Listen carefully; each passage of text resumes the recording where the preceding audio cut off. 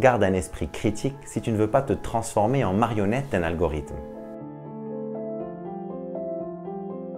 C'est une expérience menée en 2012 par des scientifiques de Facebook avec des chercheurs de l'université Cornell de New York. L'objet de l'expérience était d'étudier l'impact de l'algorithme de Facebook sur les émotions des utilisateurs. Ils ont pris de manière aléatoire un échantillon de plus de 689 000 utilisateurs de Facebook et pendant une semaine, ils ont manipulé leur fil d'actualité. Pour une moitié, ils ont supprimé des messages positifs de leur fil d'actualité et pour l'autre moitié, ils ont supprimé des messages négatifs.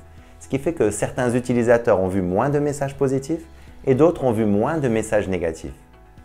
Les scientifiques ont ensuite analysé les messages postés par ces mêmes utilisateurs pour voir si leur état émotionnel était affecté par les messages qu'ils avaient vus sur leur fil d'actualité. Les résultats de l'étude ont montré que les utilisateurs qui ont vu moins de messages positifs ont tendance à publier eux-mêmes des messages plus négatifs, alors que ceux qui ont vu moins de messages négatifs ont tendance à publier des messages plus positifs.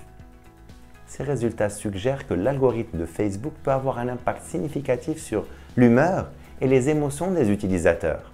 Il y a une sorte de contagion émotionnelle. En fonction du type de contenu auquel tu es exposé, ça peut te rendre plus heureux ou plus triste. L'étude a bien évidemment suscité des préoccupations éthiques parce que bien qu'on souscrit tous volontairement sur Facebook, les utilisateurs n'ont pas été informés qu'ils participaient à une étude. Facebook a présenté des excuses et ils ont modifié leur politique de confidentialité pour garantir que ça ne se reproduise pas à l'avenir.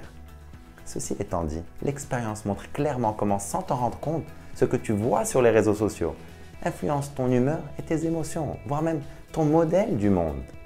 Et ça implique deux choses.